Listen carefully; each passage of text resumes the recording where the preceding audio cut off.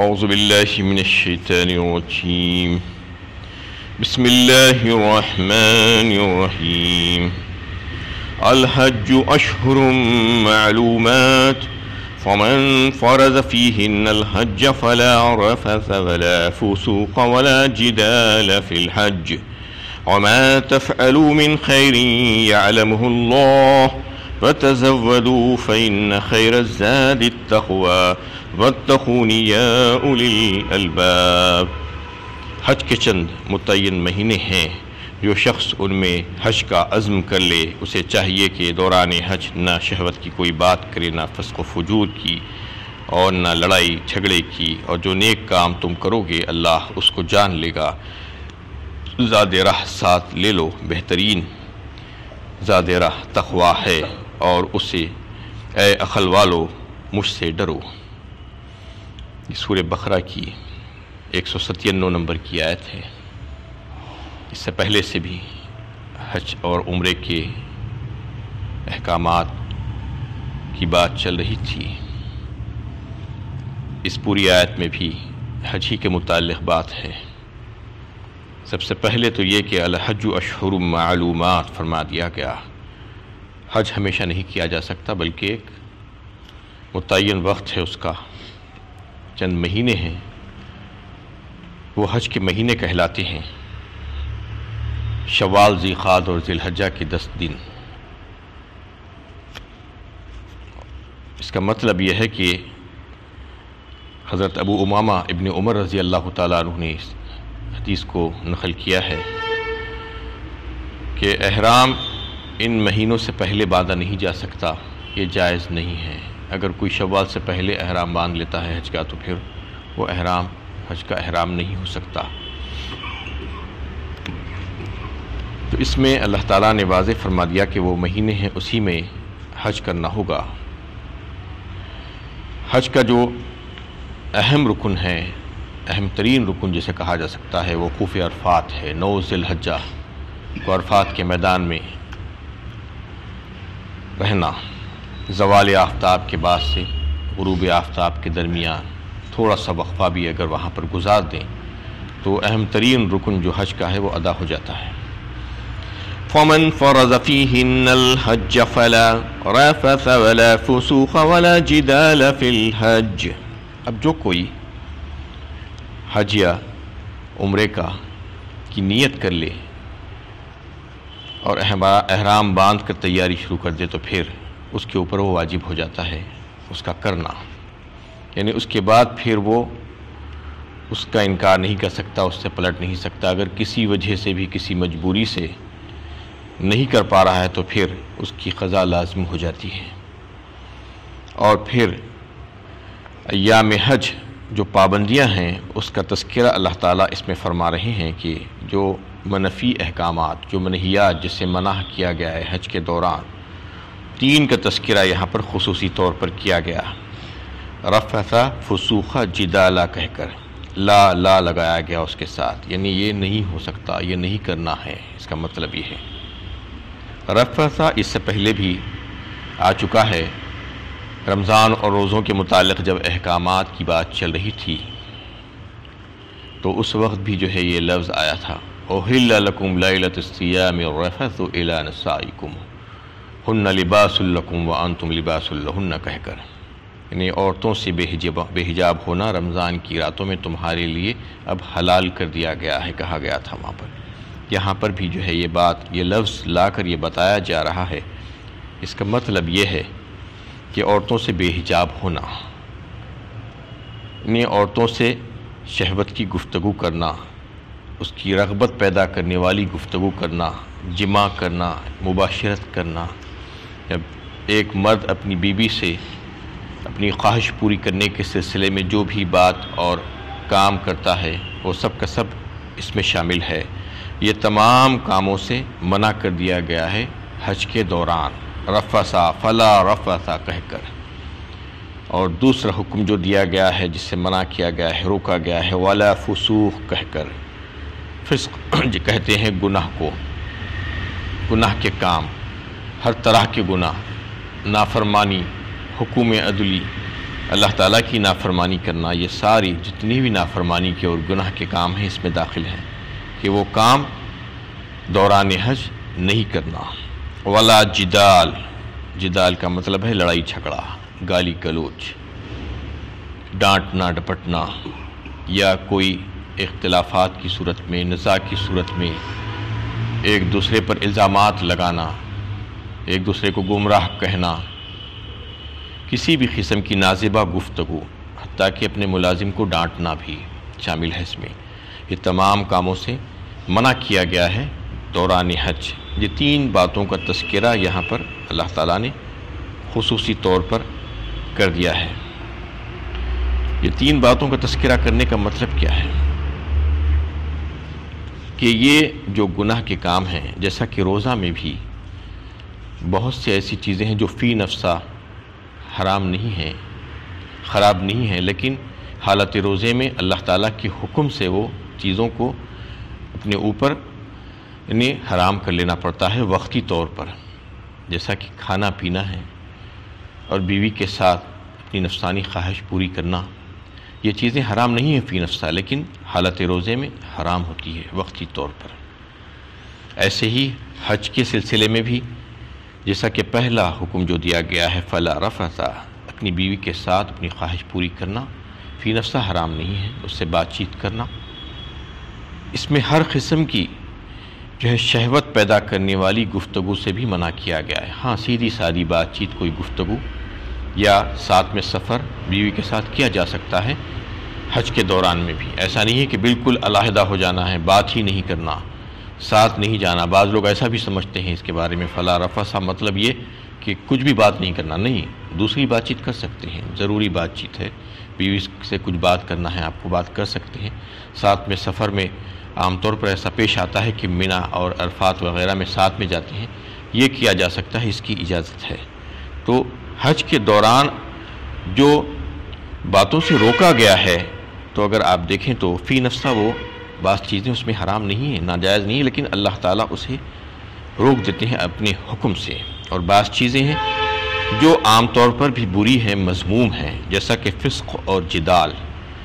گناہ گاری، گناہ کے کام، نافرمانی کے کام، اور لڑائی جھگڑا، گالی گلوچ،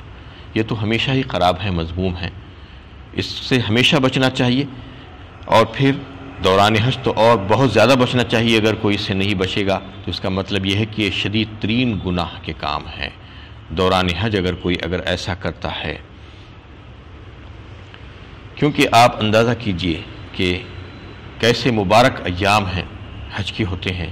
اور پھر کیسی مقدس سرزمین ہوتی ہے، پھر وہاں پر خصوصی طور پر ایک عبادت کے لیے بندہ گیا ہے، خصوصی طور پر حج کی عبادت کے لیے جاتا ہے، یہاں سے پورا سفر کر کے، اپنا مال خرچ کر کے، محنت اور مشقت کر کے، اور پھر لبیک لبیک کہہ رہا ہے، اللہ تعالیٰ کے حضور حاضر ہونے کا اقرار کرتا ہے، اور پھر ایک ایسا خاص لباس پہنا ہوا ہے، احرام جسے کہا جاتا ہے، وہ ہمیشہ اس کی یاد دہانی کرتے جا رہا ہے کہ تم ایک خصوصی عبادت میں ہو، لگے ہوئے ہو۔ ایسے موقعوں پر اگر کوئی لڑائی جھگڑا کرتا ہے، گالی گلوچ کرتا ہے، یا اور کوئی دیگر کام کرتا ہے، تو کتنی معیوب بات ہے، یہ بتانا چاہ رہے ہیں اللہ تعالیٰ۔ یعنی ان چیزوں کی ممانعت بیان کر کے یہ احساس دلایا جا رہا ہے کہ حج کوئی میلہ نہیں ہے کہ لوگ تفریح یا کاروبار کے لیے جمع ہو جائیں، اور نہ وہ کوئی مذہبی یاترا ہے کہ بے جان مراسم کے ادا کرنے سے آدمی کے پاپ دھل جاتے ہوں، جیسا کہ دیگر قوموں میں، دیگر لوگوں کے پاس بہت سے اس قسم کے کام انہوں نے بھی اپنا لیے ہیں، لیکن وہ ایک میلے کے طور پر، ایک تماشے کے طور پر، ایک تفریح کے طور پر ہوتی ہے، اس کی روح کچھ نہیں ہوتی۔ حج کی ایک روح ہے، یہ بتانا چاہ رہے ہیں اللہ تعالیٰ نے، یہ اللہ کے حضور حاضری ہے۔ چنانچہ حالت احرام میں جو بار بار لبیک لبیک کہہ کر اقرار کیا جاتا ہے کہ میں حاضر ہوں یا اللہ میں حاضر ہوں، یہ بات اللہ تعالیٰ کے سامنے کہی جاتی ہے، اللہ میں تیری خدمت میں حاضر ہوں۔ لہذا اس حاضری کے لیے گناہوں سے بچنے کا غیر معمولی اہتمام اور ایک مخصوص حالت میں ہونے کا احساس ضروری ہے، تاکہ اس حاضری کا گہرا نقش دل و دماغ پر رہے، اور پھر جب آدمی اللہ کے دربار سے لوٹے تو وہ نقش لے کر لوٹے، اور وہ حالت کے ساتھ لوٹے، وہ تزکیہ اس کا ہو جائے، تزکیہ قلب ہو جائے، اللہ تعالیٰ یہ چاہتے ہیں۔ تو اس میں جو 3 چیزوں کی حرمت کا جو بیان ہوا ہے خصوصی طور پر، اگر آپ اندازہ کریں تو معلوم ہو سکتا ہے آپ کو کہ سب سے پہلا جو فلا رفث کہہ کر، تو انہیں حاجی جو ہوتا ہے وہ ایک طویل عرصے تک اپنے گھر سے، اپنے وطن سے باہر رہتا ہے، اپنے اہل و عیال سے دور رہتا ہے۔ اس حالت میں کیسے بڑے بڑے مجمع حج میں لگتے ہیں، انہیں مطاف میں بھی اور سعی کے موقع پر بھی، مسا میں بھی جو ہے ویسا ہی ہوتا ہے، پھر مینا اور عرفات اور مزدلفہ اور پھر رمی جمار کے موقع پر ازدحام ہوتا ہے لوگوں کا۔ کتنی کوششیں کرنے کے باوجود بھی عورتیں اور مرد الگ نہیں ہو سکتے، کئی مقامات ایسے ہو جاتے ہیں کہ خلط ملط ہو ہی جاتے ہیں۔ ایسے موقع پر اپنے نفس کو قابو میں رکھنا یہ کوئی معمولی کام نہیں ہے، جبکہ ایک لمبے عرصے سے آپ باہر ہیں۔ تو اس لیے سب سے پہلے یہ حکم دے دیا گیا کہ تم نہ صرف دوسروں کے بلکہ اپنی بیوی کے ساتھ بھی شہوت پیدا کرنے والی گفتگو بھی نہیں کر سکتے، یعنی شہوت کی کوشش کرنا اور جماع کرنا یا مباشرت کرنا یہ تو بعد کی باتیں ہیں، ایسی گفتگو بھی نہیں کر سکتے تم، تو پھر دوسروں کے ساتھ کیا معاملہ ہے؟ یہ جب دل و دماغ سے بات نکل ہی جاتی ہے تو پھر انسان بالکل ہلکا پھلکا ہو جاتا ہے۔ تو یہ جو ہے سب سے پہلا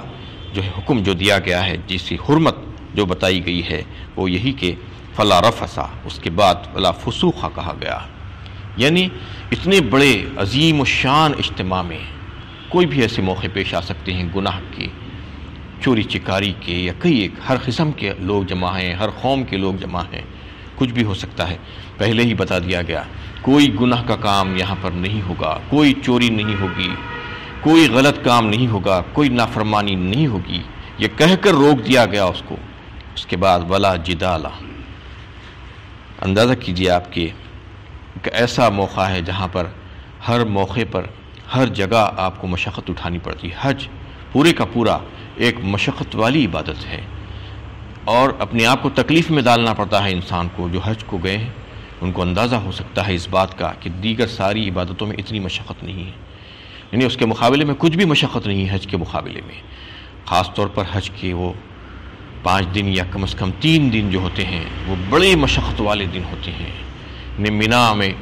ٹھہرے ہوئے ہیں میدانوں میں، اور پھر اس کے بعد عرفات میں اس سے زیادہ مشقت۔ عرفات سے پھر جب نکلتے ہیں رات میں جا کر مزدلفہ میں قیام کرے ہوئے ہیں، یعنی آسمان تلے کوئی سایہ نہیں، وہاں پر تو کوئی ٹینٹ نہیں، کچھ نہیں، مزدلفہ میں بالکل آسمان کے نیچے ایسی حالت میں پڑے ہوئے ہیں۔ اللہ تعالیٰ کو بیحد پسند ہے وہ، یعنی فقیروں کی طرح گندی حالت میں، کپڑے گندے ہو گئے ہیں اور احرام باندھے ہوئے ہیں، 2 کپڑے جسم پہ ہیں، بس اسی حالت میں پڑے ہوئے ہیں، اللہ کے لیے دعائیں کر رہے ہیں، ذکر و اذکار کر رہے ہیں۔ تو یہ جو کیفیت ہوتی ہے، جو کھانے کی تنگی، رہنے کی تنگی، جگہ کی تنگی، ہر جگہ پریشانیاں، مشکلات، پیدل چلنا پڑ رہا ہے، یہ ساری چیزوں کے دوران انسان کی طبیعت میں کچھ جو ہے چڑچڑاپن ہو سکتا ہے، لڑائی جھگڑا اپنے ساتھ والوں سے، دیگر لوگوں کے ساتھ۔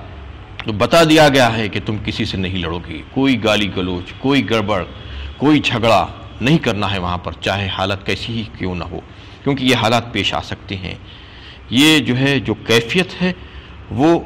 حج کرنے والوں کو یہ پیش آ سکتی ہے، یہ آزمائشوں میں وہ پڑ سکتے ہیں، ایسی کیفیت آ سکتی ہے، اس لیے پہلے ہی اس سے روک دیا گیا اور بتا دیا گیا کہ یہ سارے کام نہیں کرنے کے ہیں حج کے دوران۔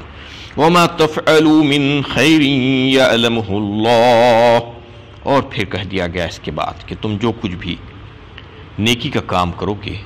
تو اللہ تعالیٰ اس کو جان لے گا۔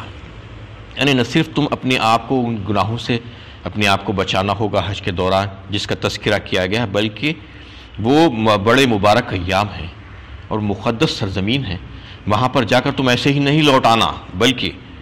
زیادہ سے زیادہ نیکی، عبادت، اللہ کا ذکر کرتے رہنا، اس دوران خالی نہیں بیٹھے رہنا، بیکار ادھر ادھر کی باتیں نہیں کرنا، لڑائی جھگڑا نہیں کرنا، یہ وہ کاموں میں ملوث نہیں ہونا، بلکہ نیک کام کرتے رہنا، ثواب کے کام کرتے رہنا۔ اللہ تعالیٰ اس سے واقف ہیں اور تم کو اس کا بے حد حساب اجر عطا فرمائیں گے، نعمتوں کی بارش کر دیں گے تمہارے اوپر۔ وَتَزَوَّدُوا فَإِنَّ خَيْرَ الزَّادِ التَّقْوَىٰ، اور زاد راہ ساتھ لے لو، بہترین زاد راہ تقویٰ ہے۔ زاد راہ راستے کا توشہ، راستے میں استعمال ہونے والی چیزیں، دوران سفر جو چیزوں کی ضرورت پڑتی ہے وہ ساری چیزیں اپنے ساتھ رکھنا، یہ زاد راہ ہے۔ بعض وقت ایسا ہوتا تھا اور ابھی بھی بعض لوگ ایسا کرتے ہیں کہ حج اور عمرے کے لیے نکل جاتے ہیں بے سر و سامانی کی حالت میں اور کہتے ہیں کہ ہمارا بھروسہ اللہ پر ہے، توکل علی اللہ۔ یہ بالکل غلط بات ہے۔ اس میں یہ بات بتا دی گئی ہے کہ آپ کو اللہ تعالیٰ نے جو اسباب اور جو وسائل فراہم کیے ہیں ان تمام کو مکمل طور پر جمع کر کے اس کو لینے کی کوشش کرنا، اور کبھی بھی ایسی حالت میں نہیں نکلنا کہ خود بھیک مانگنا پڑے اور دوسروں کو پریشان کرتا پھرے، بلکہ جتنی ضرورت کی چیزیں ہیں وہ ساری جو بھی مہیا ہیں اس کو لے لینے کی کوشش کرنا۔ ترک اسباب کا نام توکل نہیں ہے، اللہ کے نبی صلی اللہ علیہ وسلم نے فرمایا،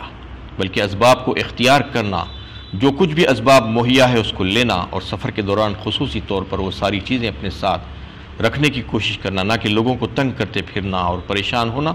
دوسروں کو پریشان کرنا، اس سے منع کیا گیا ہے۔ اور ایک بات آخر میں یہ بات جو بتائی ہے کہ فَإِنَّ خَيْرَ الزَّادِ التَّقْوَىٰ، یہ زاد راہ جو دنیا کا ہے، دنیا کے سفر کے سلسلے میں تو جو مال و اسباب ہے اس کو لینا ہوگا، لیکن آخرت کا جو سفر ہے وہاں پر یہ زاد راہ نہیں چلے گا، بلکہ وہاں پر تقویٰ والی زندگی چلے گی۔ جو تقویٰ تم اختیار کرو گے زندگی میں اپنی، تو وہ جو ہے وہاں پر چلنے والا ہے، اس کو زیادہ سے زیادہ اختیار کرنا، اپنی آخرت کے سفر کے لیے اس کی تیاری کرنا۔ وَاتَّقُونِ يَا أُولِي الْأَلْبَابِ، اور بالکل آخر میں آیت کی حصے میں یہ فرما دیا گیا، اے عقل والو مجھ سے ڈرو۔ یہ تمام احکامات تم کو جو دیے گئے ہیں یہ بالکل صحیح اور درست اور حق ہے، اس میں تمہارے لیے فائدہ ہے، اور اگر تم ڈر کر اس کو اختیار کرو گے تو پھر تمہارے لیے فائدہ ہے۔ اے عقل والو، عقل والوں سے خطاب ہے، بیوقوفوں سے خطاب نہیں ہے یہاں پر۔ جو عقل رکھتے ہیں، انسان عقل رکھتا ہے تو چاہیے کہ وہ اپنی عقل کا استعمال کرے۔ اور آگے بھی حج کے احکامات آ رہے ہیں، حج کے متعلق اور احرام کے متعلق انشاءاللہ کل گفتگو ہوگی۔ وآخر دعوانا ان الحمدللہ رب العالمین۔